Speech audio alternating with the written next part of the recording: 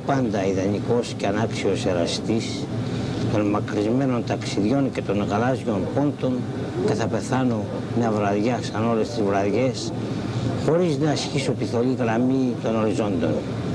Για το Μαντράς, το Σιγκαπούρ, το Αλγέρι και το Σφάξ θα αναχωρούν σαν πάντοτε περήφανα τα πλοία και εγώ σκυφτώ σε ένα γραφείο με χάρτες ναυτικούς θα κάνω αθροίσεις σε χοντρά λογιστικά βιβλία.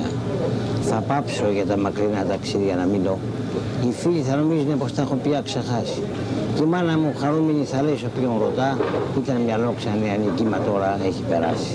Μα ο εαυτός μου μια βραδιά μπροστά μου θα υψωθεί και λόγω ως ένας δικαστής στη γνώση θα μου ζητήσει και αυτό το ανάξιο χέρι μου που τρέμει θα οπλιστεί, θα σημαδέψει και άφοβα το φτέστη θα χτυπήσει. Και εγώ που τόσο επόθησα μια νύχτα να ταφώ σε κάποια θάλασσα βαθιά στις μακρινές Ινδίες θα έχω ένα θάνατο